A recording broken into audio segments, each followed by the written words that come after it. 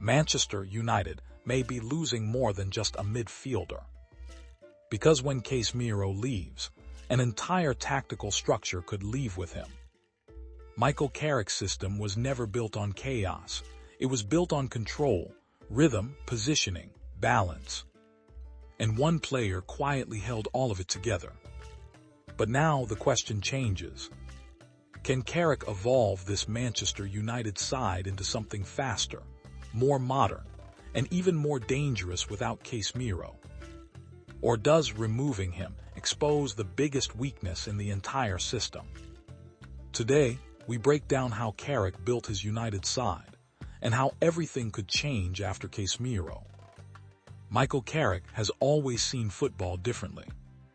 Even as a player at Manchester United, he was never the loudest, never the flashiest. But tactically, he understood space better than almost anyone. And that philosophy shaped the way his Manchester United side played. Carrick's football was based on positional control, short passing triangles, midfield compactness, controlled pressing, and intelligent occupation of the half spaces. But at the center of it all stood Casemiro. Out of possession, he protected transitions. In possession, he stabilized the structure. He wasn't just a defensive midfielder. He was the tactical insurance policy. And without him, Carrick may now be forced into a complete evolution. Tactical breakdown. Carrick's preferred structure often looked like a 4-2-3-1 on paper. But in reality, it constantly shifted. During build-up, the system transformed into a 3-2 shape. One fullback inverted into midfield. The opposite fullback pushed higher and wider. That created numerical superiority in central zones. And this is where Casemiro became essential. He operated inside the double pivot. Not aggressively, not recklessly, but intelligently. Always scanning. Always occupying the correct passing lane. Always protecting the rest defense structure behind the ball. When United lost possession, Casemiro immediately closed central spaces. That allowed the attacking midfielders to press aggressively higher up the pitch. And because of that security, players like Bruno Fernandes could take more creative risks. Bruno constantly drifted into the right half space. The wingers stayed high and wide.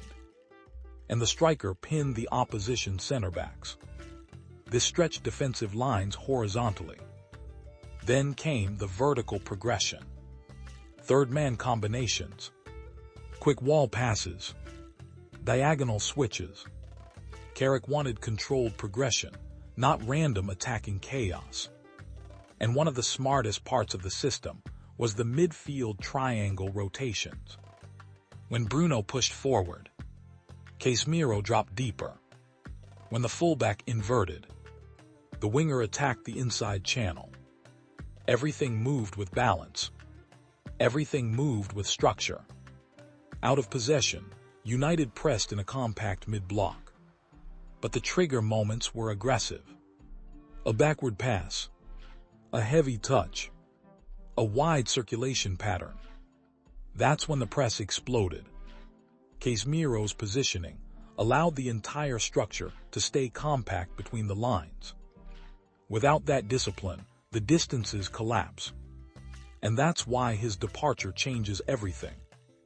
If you're enjoying this tactical breakdown so far, make sure to hit the like button and subscribe for more elite football analysis every single week.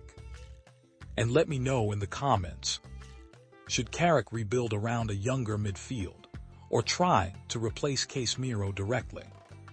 Because honestly, the answer could define Manchester United's next era.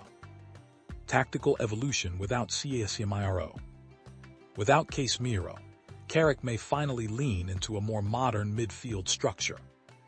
Instead of a destroyer profile, he could move toward mobility, intensity, ball progression, and collective pressing. The biggest loss will be defensive security.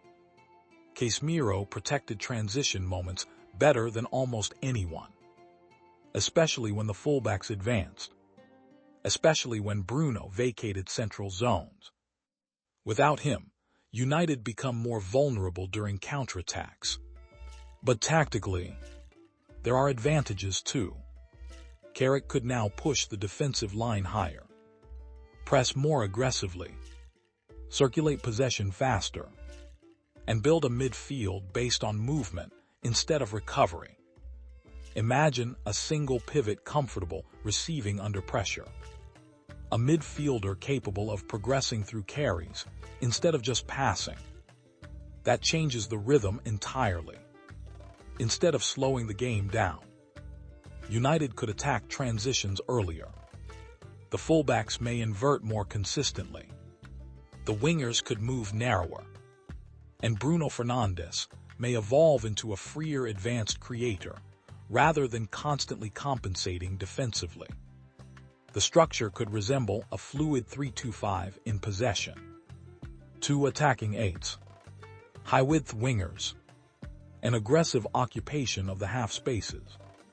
But there's risk, massive risk, because without an elite ball-winning midfielder, the rest defense becomes fragile.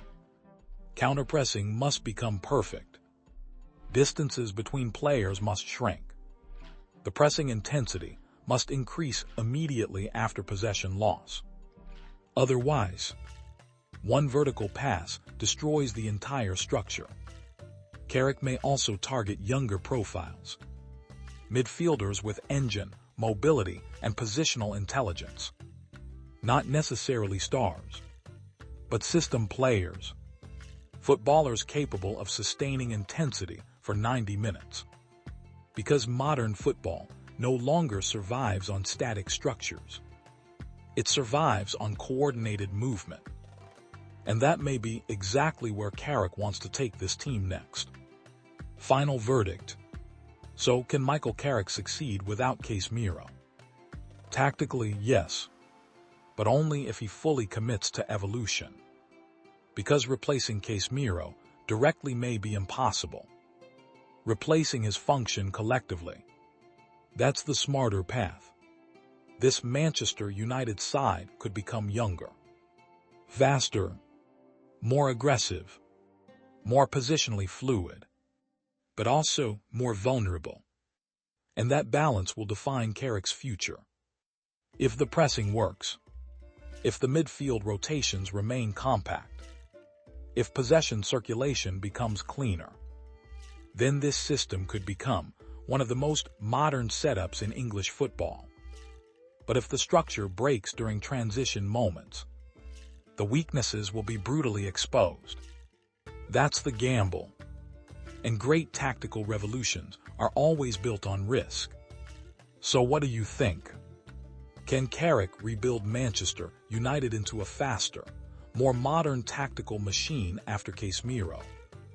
Or will losing that defensive balance hurt the team more than people expect? Drop your thoughts in the comments below. And if you enjoyed this breakdown, make sure to like the video, subscribe, and turn on notifications for more elite football tactical analysis. Because football isn't just about goals. It's about the spaces players leave behind.